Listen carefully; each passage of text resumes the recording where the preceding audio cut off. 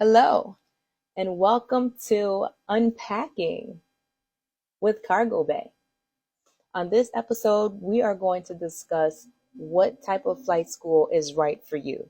Is it Part 61, Part 141, or maybe even the military? Now, I've been through each of these flight schools both as a student and as an instructor. So I have some pretty good insight for you all that are trying to figure out what type of flight school you think is right for you. All right? So, first off, welcome from the city of brotherly love, Philadelphia, Pennsylvania. I have a 24-hour layover here, so let's get right to it. All right, we're going to start with Part 61. Now, think of this flight school as more of your mom and pop type of flight school. Go at your own pace, laid back. Usually, we have like 9 to 5ers, folks that have, real jobs and their priority is not quite on becoming a professional pilot. And Part 61 is usually for those types that just want to be recreational pilots, get their private pilot license, maybe your instrument, but mainly you just want a license so you can fly your friends and family around. So usually to get your private pilot license, the requirement is 40 hours. And this is just my experience as being a flight instructor in Part 61. Usually my Part 61 students, they would get their hours, they would get their license in about 80, 90 plus hours. So the minimum is 40. It takes them twice as long because, again, they're flying on the weekends once, maybe twice a week, and they're kind of taking their time. All right, so that's Part 61. If that kind of fits your schedule, what you're trying to do, your end goal, you have that option. Next, let's talk about Part 141 flight schools. Now, these flight schools, they're more so like factories. They have a structured syllabus. You're in and out. Usually, the students that attend those type of schools, they have an end goal of becoming a professional pilot. So they are full-time flight students, and it's very fast tempo, up tempo. As I mentioned earlier before, they have a structured syllabus. So you by the time, if you have, for example, you're working on stalls, the syllabus says you have 3 flights where you're going to practice stalls, and on the fourth flight, it's going to be a flight test. And if you fail that flight test, then you're going to have to go back and redo some lessons, so on and so forth. So compare that to Part 61. Let's say you need to work on stalls. Well, we'll do however many flights it takes until you can figure out stalls. So there's really no pressure. For Part 141, they're really getting you used to that rigorous uh, pilot training environment to become a professional pilot. So compared to Part 61, where I said to get your private pilot license is 40 hours, Part 61, you'll get there in about 80, 90 hours. Those are my students' averages.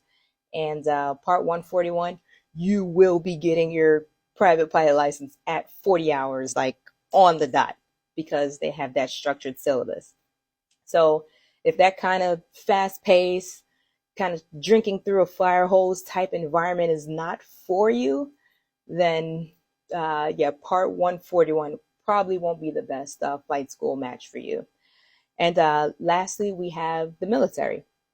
Now, the military flight school is free, of course, but you give it back with your time. There's a commitment whenever you go to the military. So the commitment is approximately 10 years of active duty service.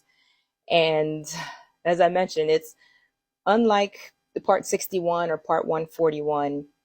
The military, it's a career, it's a job, you have benefits, it's your everyday gig.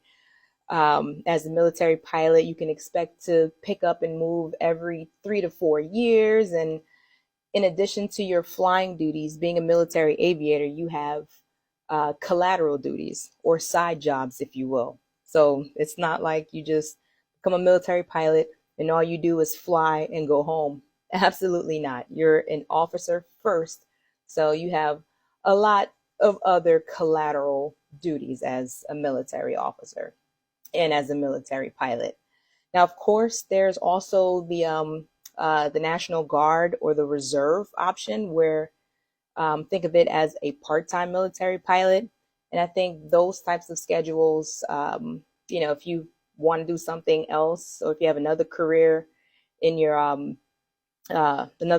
life, and you don't want to kind of switch 100% over being full-time military, as I mentioned before, the reserve or the guard is a good part-time option. Of course, you'd still have to go to flight school, and that's still approximately 2 years. So whatever your civilian job is, you got to put that on hold for 2 years once you get through flight, so you can get through flight training. But once your flight training is complete, you have to get qualified, but there's more flexibility between going back and forth between your civilian job and taking care of your flying duties in the guard or the reserve. So I hope that answers most of your questions. If you're trying to figure out what flight school you want to go to, what's kind of good for you. And my recommendation, if you do want to get your pilot's license, whether it's just private or all the way up to your ATP, your airline transport pilot, I'd say stick with it and fly at least 3 times a week, like at a minimum 3 times a week, because then it's staying fresh in your mind, you're remaining proficient, and you will get your license that much quicker, because time is money, and you're paying per flight hour, and you're paying for that airplane and for that instructor. So it would behoove you, if you want to spend the least amount of money as possible, to make sure you're prepared and get licensed in the allotted time.